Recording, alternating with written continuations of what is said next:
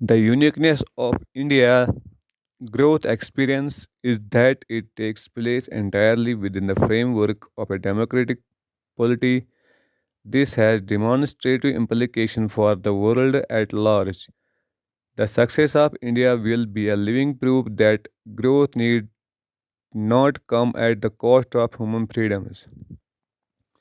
At the same time, its intrinsic stability and consensual basis will make themselves fully felt in long-term partnerships. Many of you probably know the diversity and the complexity of a country of 1 million people that India is. All the great religions of the world are represented in our country. We have 150 million citizens who practice the faith of Islam, and I say it with some pride about their patriotism that not one of them has joined the ranks of these gangs like Al Qaeda or other terrorist activities. Our track record on cooperation with the United States, even within the last year that our government has been in office, clearly conveys a determination to raise both its quality, content, and scope. We have completed the next steps in strategic partnership. We have established energy and economic dialogues at the very high cabinet levels, put in place an intellectual property rights regime and investment policies that encourage business. We have addressed the long standing disputes about America direct investments in the famous Double project. We have recently concluded with the United States an open skies agreement.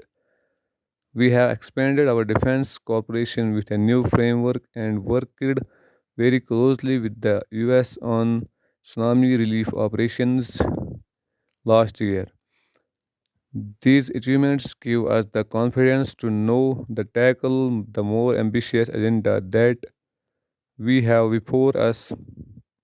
India has consistently sought to ensure that the global institutions and agreements are perceived to be fair and equitable at a time when global challenges like terrorism, weapons of mass destructions, proliferations, environment, or health have become more complex. It is vital that global mechanisms have the necessary capability and credibility to respond its matters relating to terrorism. We recognize that it is a global phenomenon. We ourselves have suffered grievously at the hands of the terrorist gangs for more than 15 years. We therefore understand the pains and sufferings of the American people or the citizens of London when terror afflicts them. We recognize all the civilized societies have an obligations to work together to deal with this phenomenon. I feel greatly honored and privileged to be present here today as we mark the opening of a new page in the history of this blessed country of Afghanistan. It is an honor that gives me particular satisfaction as a friend of Afghanistan and a representative of the Indian people who constitute the world's largest democracy and the oldest in this region. Today, as Babai Millat lays the foundation stone of the Parliament of the Islamic Republic of Afghanistan, the roots of a plant are being laid that will, through your nurturing and care, grow into a sturdy Panja Chinar of democracy. Representations is a very essence of democracy. This edifice, when it is built, will be the very heart of democracy in Afghanistan. We believe that democracy in institutions needs to be encouraged, nurtured, and promoted. We also believe that they should develop and evolve in accordance with the culture, values, and native genius of each country.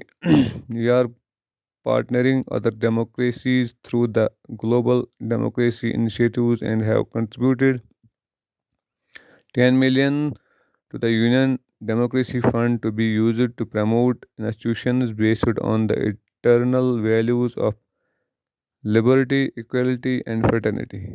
Afghanistan may be a young democracy, but it has always been a plural society with a unique mosaic of different ethnic and linguistic groups. The Afghan people have a tradition of democratic discourse through institutions like the Loya Jirgas. The practice of consensual decision making in Afghanistan is centuries old. We have seen the affirmation of this democratic culture through the successful conclusion of both the emergency of Loya Jirga and the constitutional Loya Jirga. We admire and respect the manner in which this exercise was carried out under the gaze of the international media and observers, and we salute our Afghan brethren on this remarkable achievement by a happy coincidence. 26th of January, the Indian Republic Day also marks the day when the Afghan constitutions come into effect in the year 2004. Democracy grows in open societies, but open societies, whether old or young, are equally threatened today by the rise of global terrorism. In fact, the open culture of our societies make us all the more vulnerable. Globalization has made the world interconnected and interdependent.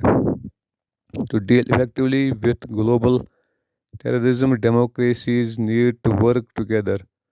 Afghanistan has a unique position in this alliance of democracies that are fighting this menace. We are ready to work with the government and the people of Afghanistan to ensure that Afghanistan will never again be hostage to or become a haven for terrorists. The real test of a functioning democracy does not lie within the pages of the constitution that will lie in the August house.